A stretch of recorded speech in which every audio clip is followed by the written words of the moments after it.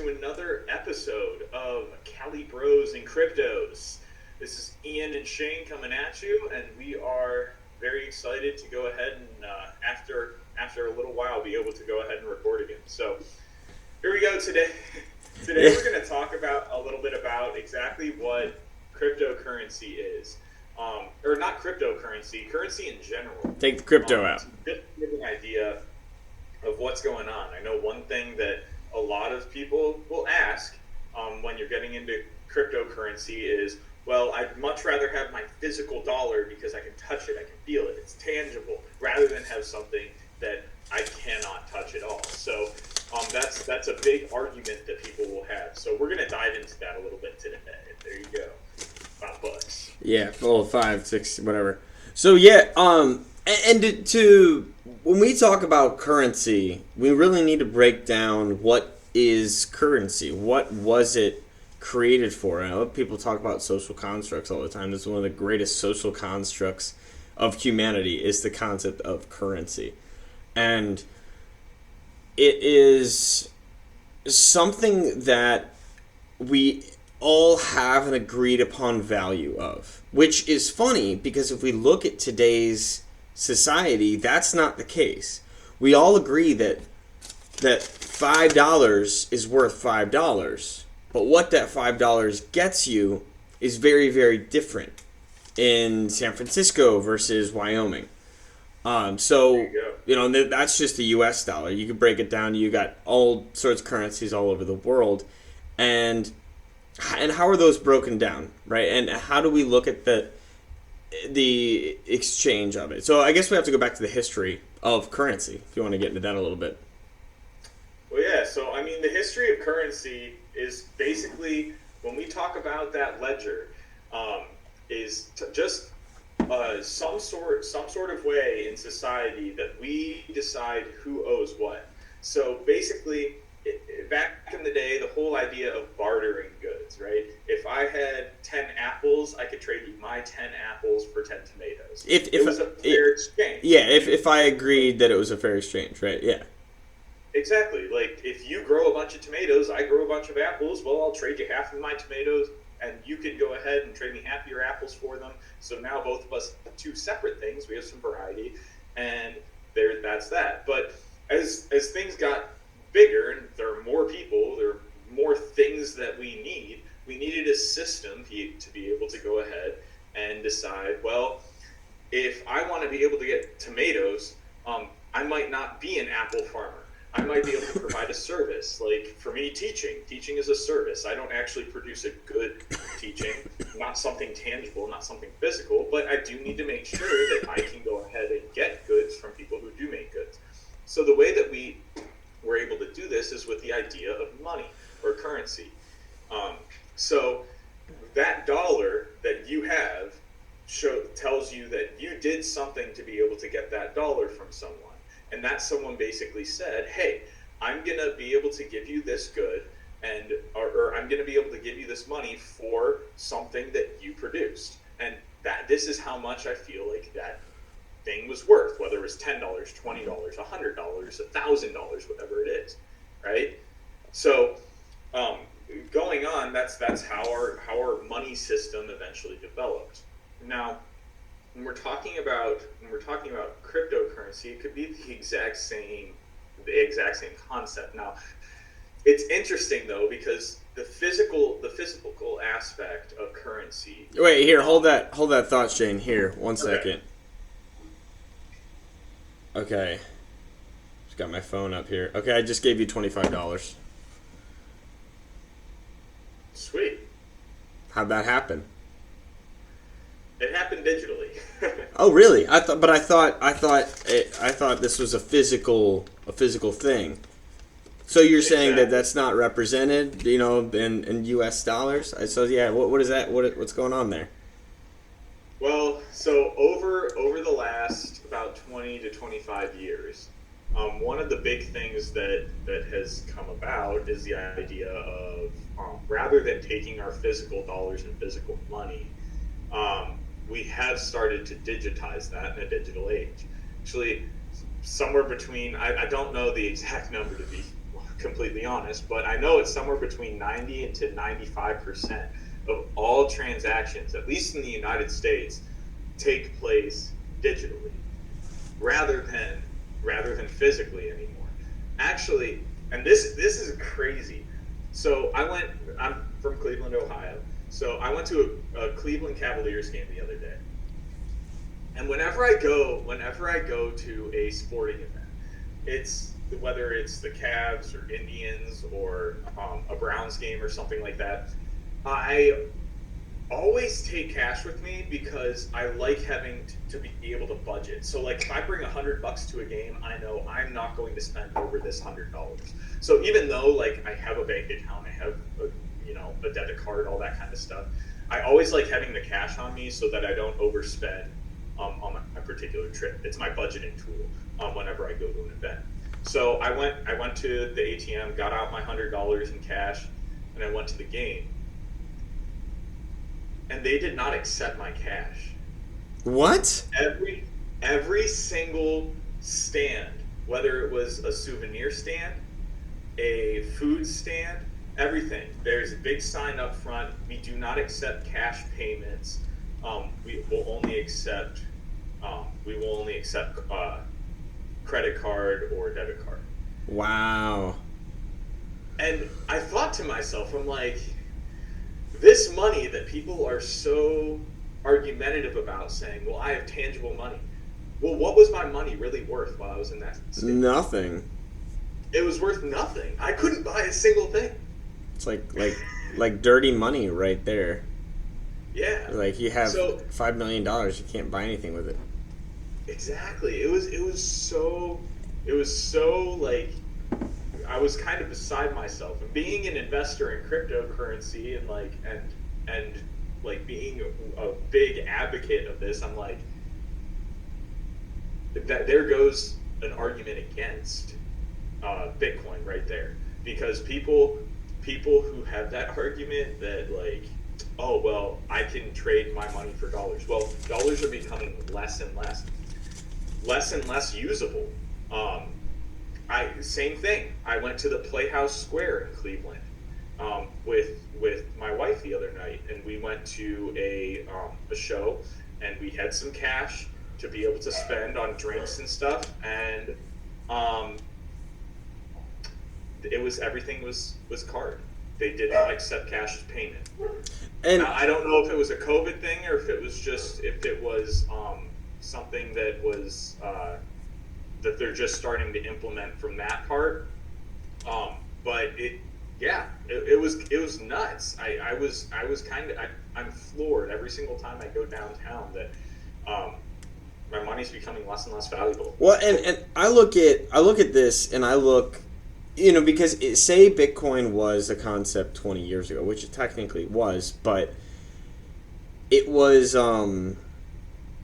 very infeasible, like outside the realm of possibility in our minds to have an idea of a digital currency, universal digital currency like that.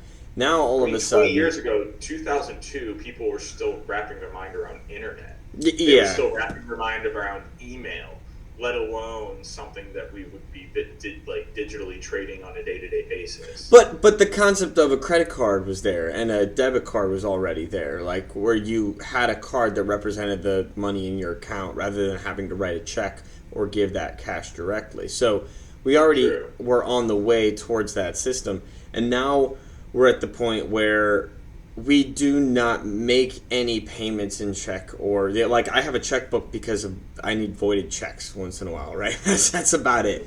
Like outside of that, there's no real reason for me to have a checkbook, or to really carry any cash. I don't carry any cash at all because it's not represented. If I need cash, I'll go get it. And I think the younger generations that where you definitely have some of the older generations who like cash and they think cash is king, even though it's losing 7.2% value over year over year, which is fine. Everybody has their own preference. But now we're at the point where the digitally traded assets are not outside the realm of possibility. It's very feasible.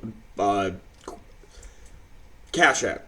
just implemented that you can make Bitcoin payments on it. So if you hold Bitcoin on Cash App, you can just use that to pay for things, that Bitcoin to pay for things.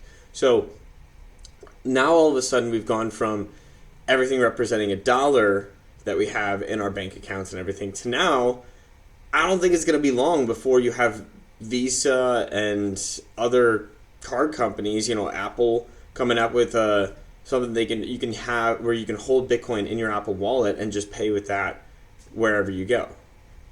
Exactly. And I mean, I don't know if it'll be 10 years, 20 years, 50 years, but I truly see Bitcoin being the reserve currency. And see my Satoshi theory if you about this whole thing. But when prices start getting compared in Satoshis or in minute amounts of Bitcoin, I see Bitcoin being king, not cash being king, not the U.S. dollar being the reserve currency of the world, and I see us paying for everything in Bitcoin, or at least in valuation to Bitcoin. And well, yeah, I say Satoshi's there. And what are the 3 reasons? If you could just give 3 reasons as to why Bitcoin will become king over cash.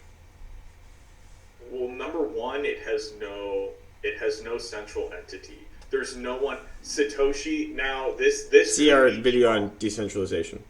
Yeah, but this could be debunked if Satoshi reveals himself or herself. If the pseudo creator of Bitcoin reveals who he is, then I think that devalues Bitcoin in a way. And I think that could create some problems. However, if that does not happen, which it hasn't happened in 11 years, and unless this person has crazy patience, I don't see it happening after that. But